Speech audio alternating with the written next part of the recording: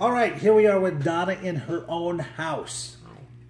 This is Donna. Donna stayed at the house of Faith / River City Recovery for too long. Yeah. No, it was too long. It was a long time. Super senior. She was a super senior. However, we're in her place right now. This is her place. So just wanted to do this quick. It's like the exit interview when someone moves out, when someone does the right thing. What happens next? Because it's not just get sober and then go back, but it's get sober and move on in life. Move forward. So this is Donna. What was like life for you? What was like for you growing up? Well, I grew up with alcoholic parents. They stopped drinking when I was 9, but they became dry drunks. Mm-hmm. And we went to church for a while, but they mostly sent us to church just to get rid of us on Sundays because they were hungover. And I pretty much had to grow up fast. You know, I was taking care of my brothers. Were you the oldest? Yes, I was the oldest of 4. And then my sister came along when I was 20, but I moved out by then. Mm-hmm. But I was always, you know, still taking care of her. I bought my little brother's school clothes from the time he was 9 until he graduated. Wow. Yeah. After I moved out, like 19 years old, I moved out of my house and got a job, and then I took over buying his school clothes. And so how'd you start getting in trouble? Well, I started off just once in a while, you know, sneaking off to a party. You know, when I was about 15, 16, smoking weed every now and then. But then when I moved out, I started working at the casino, and everyone was drinking, so I started having parties at my house just to have friends, people around. And I got heavily into drinking and smoking weed for a really, really long time. How long? Oh, gosh. At least, well, 15 years for the drinking and 21 years for weed. Wow. Yeah. Did you ever think you'd quit weed? No. No, I didn't. I had no desire to quit, to be honest. No. I'm only hurting myself. Right? No. So what was it? Something happened that finally said, okay, I gotta stop. Well, it came down to, I have a daughter.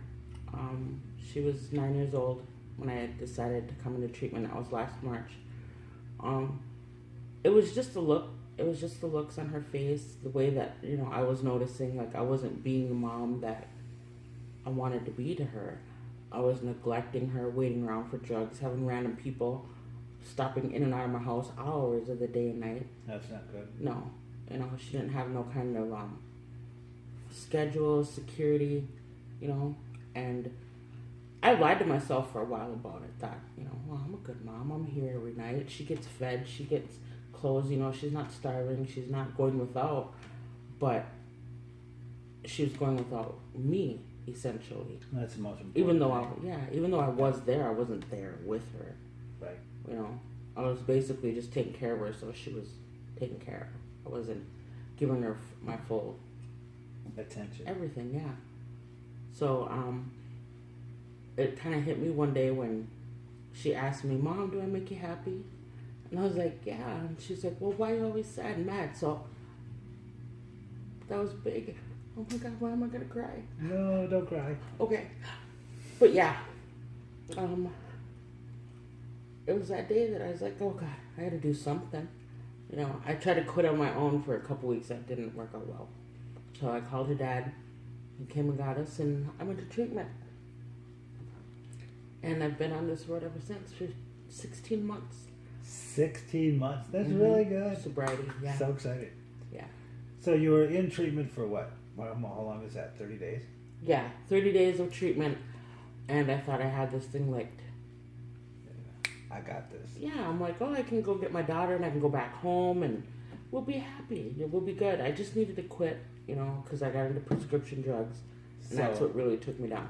That must be, you were with us 15 months then. Mm-hmm. Yeah. 15 months. And in that time, I know personally you've done a lot of changing, a lot of growing. But what would you say is the biggest thing that really, that really happened in those 15 months? Well, after I finally got honest with myself and faced reality of the things that I've done and the things, the damage that I How caused. how long did that take for you to finally To fully realize? to like get honest? Honestly, it was what, May through March, so like 7 months. It took 7 months just to be able to be honest, Mm-hmm. just to come clean, come to the table and lay things down. Yep. It took that long. It's not like this is just a, snap your fingers and it's done. No. It took 7 7 months. months. Because the more sober you are, the more your thinking clears up, and the more things, seem to make sense. So it took 7 months. Yep. Just to do that, and Yeah. then it's like the growing really started. Yeah. When I finally came to everything, like everything was just blah, and I was just all bunched up in a ball one night, and I was everything was running through my head, and it just dawned on me, like, there's this voice inside me that said, you know what, it's okay, you got this, you can start over, and I love you no matter what, even when you were doing all that wrong, I loved you, I had you. So that was huge, realizing the depth of God's love for me, that he would send his son to die for me, just a little old Indian woman. Like, really? And once that hit me, I don't know, there was no going back. There's no turning back. It released a whole bunch of guilt that I was carrying in, and condemnation that I had inside of me. It just, he took it, and I haven't wanted it back because I felt great. Mm-hmm. And that happened on a Saturday night. Monday we had the meeting, and I was still really You were emotional. still glowing, from it. yeah. I still am. Just knowing that, like, who does that? I couldn't send my daughter to die for anybody, but he did that for us. So we have a direct line to him, and the forgiveness and the grace, and it's just amazing. Awesome. It really is.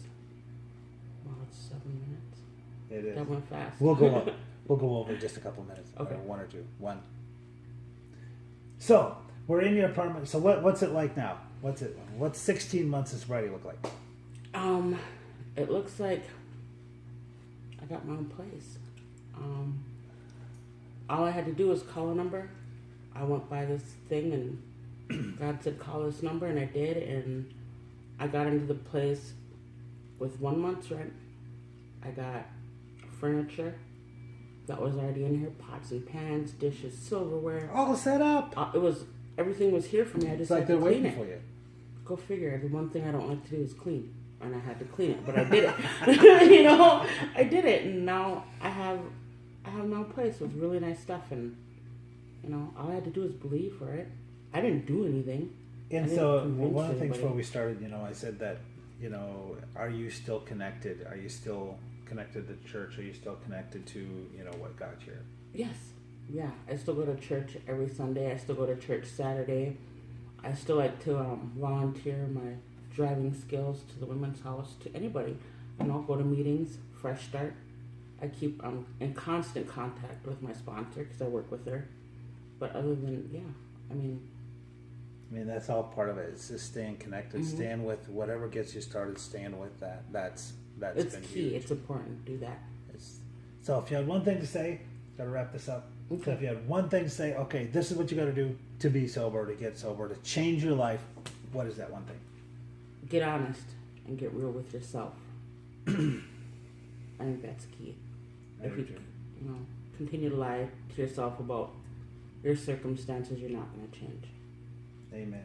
Well, this is Randy Stone, River City Recovery with Donna. Thank you for watching. God bless. Bye. Bye.